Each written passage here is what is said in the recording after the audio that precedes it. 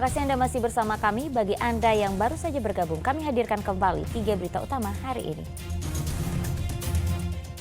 Desak penurunan biaya sewa lahan, ribuan petani penggarap berunjuk rasa menggeruduk perusahaan milik negara di Pantura, Subang.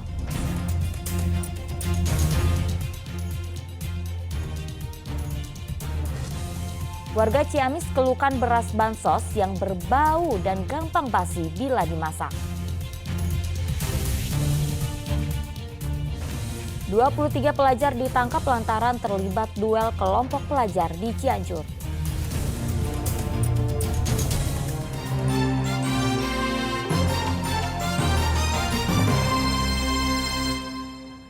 Ribuan petani penggarap lahan di Pantura, Subang berunjuk rasa menggeruduk kantor PT Sanghyang Seri Selasa siang. Mereka mendesak penurunan biaya sewa lahan dan meninjau kembali perjanjian bagi hasil dengan perusahaan milik negara tersebut yang dianggap merugikan para petani. Ratusan petani penggarap lahan yang tergabung dalam Serikat Petani Pasundan Utara di Pantura, Subang, Selasa lalu mendatangi kantor BUMN PT Sanghyang Sri Regional 1 Sukamandi, Subang dengan membawa sejumlah poster dan spanduk berisi protes. Dalam aksinya, para petani penggarap dari 6 desa penyangga perusahaan mendesak manajemen perusahaan badan usaha milik negara yang berbisnis beras, benih, dan hortikultura tersebut agar meninjau ulang sejumlah kebijakan yang dinilai merugikan petani. Di antaranya biaya sewa lahan yang dianggap terlalu tinggi yang mencapai 2,3 ton gabah per hektar atau sekitar 15 juta rupiah per hektar. Sistem bagi hasil yang berat sebelah, serta ketentuan harus menjual hasil panen hanya ke perusahaan. Sebab selama ini perusahaan ditengarai selalu membeli gabah petani di bawah harga pasaran. Aksi para petani tertahan di depan pintu masuk karena dijaga ketat ratusan personil polisi, Satpol PP, dan anggota TNI. Dari 6 poin tuntutan kami, ini Sanghyang Sisa pastikan melanggar aturan pemerintah. Dan pertanyaan saya, kenapa pemerintah membiarkan Pak Jokowi, Pak Prabowo, Pak Mahfud MD, saya akan hadir ke Anda. Pak Kapolri, saya akan hadir ke Anda membawa semua berkas Sanghyang Sri yang banyak melanggar aturan. Dari pertama bawon yang sampai dijaga sama Densus, Departemen Khusus Bawon, kan gitu. Kemudian sewa, kemudian harga. Kalau ruh petani akan mempersoalkan terkait luas HGU Sanghyang Sri dan terkait penjualan aset PT Sanghyang Sri, tanah yang sekarang sudah menjadi pemukiman dan dijual. Bawon ini tadi sudah saya terangkan, dari itu murni hasil petani penceblok. Penceblok itu dipaksakan harus dijual ke perusahaan. Nah, perusahaan ketika si petani buruh tidak menjual, dikejar sampai ke rumah. Setelah 1 jam berorasi, pihak Sanghyang Sri mengizinkan perwakilan para petani untuk masuk dan melakukan dialog.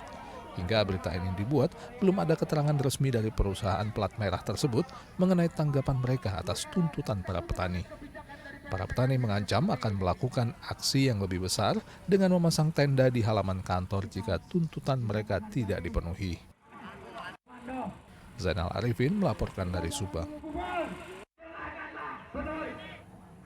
Informasi lainnya, sejumlah warga penerima bansos beras di Ciamis mengeluhkan beras yang mereka terima berbau dan gampang basi bila dimasak. Sementara stok beras di Bulog terus menipis seiring dengan banyaknya petani yang gagal panen. Itu disanggup bawa. Beginilah kondisi beras bantuan sosial atau beras bansos 10 kg yang dibagikan oleh pemerintah kepada masyarakat dari stok yang ada di gudang Bulog. Menurut warga penerima bansos beras yang mereka terima jika dimasak menimbulkan bau tidak sedap serta gampang basi. Kalau dimasak gimana, Bu? Rasanya? Rasanya beda sama yang Biasa yang di sawah yang gitu ya. Kalau ini gimana, Bu, rasanya? Pas habis dimasak itu jadinya gimana berasnya?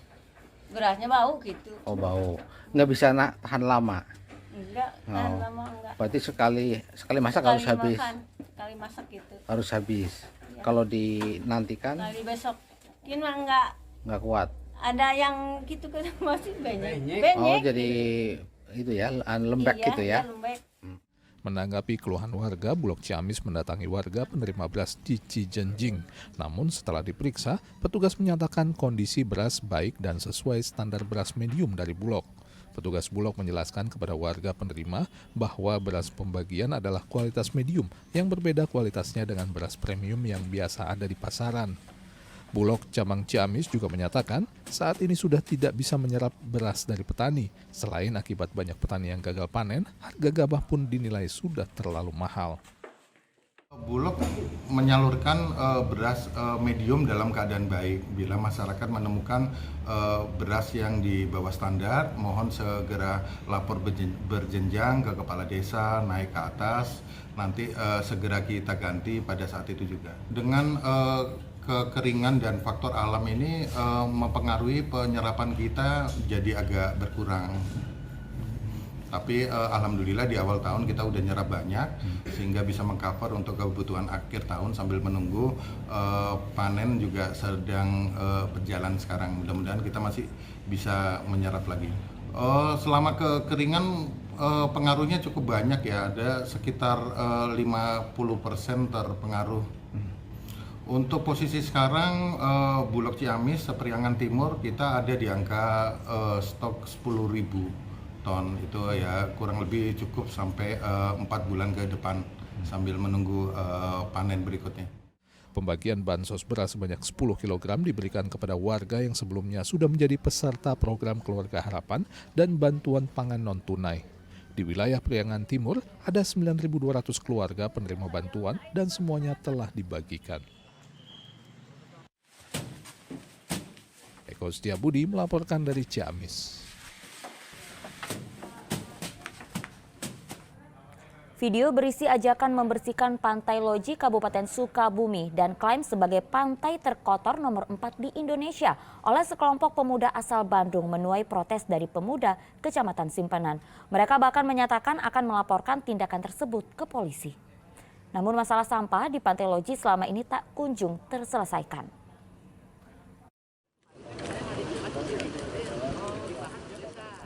Video ajakan Pandawara Group, kelompok pemuda peduli lingkungan untuk bersih-bersih sampah Pantai Loji, Kecamatan Simpenan, Kabupaten Sukabumi, ditanggapi negatif Karang Taruna, Kecamatan Simpenan. Mereka melayangkan somasi kepada pembuat video tersebut karena tidak melakukan komunikasi dengan pemerintah desa ataupun warga sekitar lebih dulu. Karang Taruna, Kecamatan Simpenan, mempertanyakan klaim Pantai Loji sebagai pantai terkotor nomor 4 di Indonesia. Kami Karang Taruna akan mensomasi terkait kata-kata ataupun tulisan yang ada di TikTok ataupun di media sosial bahwasanya Pantai Cibutun ini adalah pantai keempat terkotor di Indonesia. Artinya kami menanyakan sejauh mana hasil penelitian ataupun indikatornya seperti apa sehingga itu dikatakan pantai terkotor di Indonesia. Itu yang hari ini kita pertanyakan. Kami belum ada komunikasi dengan pihak yang membuat konten tersebut ataupun yang mengunggah video tersebut. Berbeda dengan pemuda Karang Taruna, Sekretaris Desa Sangrawayang, Kecamatan Simpenan, justru mendukung ajakan bersih-bersih sampah di Pantai Loji tanggal 6 dan 7 Oktober mendatang dan membantah adanya pernyataan dilarang membersihkan sampah di Pantai Loji. Pemerintah Desa Sangrawayang mendukung bahkan akan melibatkan semua unsur di desa untuk terlibat dalam kegiatan tersebut karena rencananya Pantai Loji akan dijadikan pantai wisata. Pemerintah desa sepenuhnya itu kita mendukung. Kenapa mendukung? Ini suatu program ya. Sebelum dari Pandawa datang ke Desa Sangrawayang, kita sudah ada program pantai kita mesti bersih karena pantai kita dari program tersebut akan menjadikan pantai pariwisata atau pantai wisata. Nah, di situ akan dikelola oleh Desa Sangrawayang. Termasuk yang ada di lokasi sebelah sana ya, ada gundukan sampah. Nah, memang dari pemerintah desa dan kerjasama dengan masyarakat, kita selalu tiap minggu itu bekerja keras, gotong royong membersihkan sampah. Polres Sukabumi yang dikonfirmasi mengenai laporan terhadap kelompok Pandawara yang membuat video ajakan bersih Pantai Loji menyatakan hingga saat ini belum ada laporan yang masuk. Namun sebagai salah satu unsur Forkopimda Kabupaten Sukabumi, ia mengakui masalah sampah di Pantai Loji tak bisa diselesaikan secara parsial dan harus melibatkan seluruh instansi pemerintah dan masyarakat terkait. Sebab Pantai Loji adalah pertemuan hilir Sungai Cimandiri dan pantai, sehingga sampah yang terbawa air sungai akan bermuara di bibir pantai dan menumpuk, meski sudah sering dibersihkan. Saat ini belum ada ya. Belum ada. Tapi yang jelas komitmen dari pemerintah daerah itu akan tetap menjaga konsistensi daripada ajakan untuk sama-sama menjaga lingkungan pantai ini bersih. Memang itu adalah lokasi yang kita tidak bisa cegah kedatangan sampah ini, tapi bagaimana kita harus pikirkan sampah yang terus berdatangan dalam waktu beberapa hari bisa menumpuk karena dorongan dari Sungai Cimandiri, kemudian dorongan dari pantai. Yang kita pikirkan adalah bagaimana treatmentnya supaya ini bisa berkelanjutan, pemberdayaan sampah-sampah tersebut menjadi produk yang lebih berguna, khususnya bagi masyarakat dan juga kelangsungan lingkungan hidup. Bersih-bersih sampah di Pantai Loji sebelumnya telah dilakukan, namun pembersihan harus dilakukan secara berkesinambungan karena tumpukan sampah cukup banyak dan pemerintah juga harus turun tangan melakukan edukasi kepada seluruh warga di sepanjang aliran Sungai Cimandiri agar tidak lagi membuang sampah di sungai, sekaligus memberikan layanan pembuangan sampah yang memadai bagi warga. Asep Didi melaporkan dari Kabupaten Sukabumi.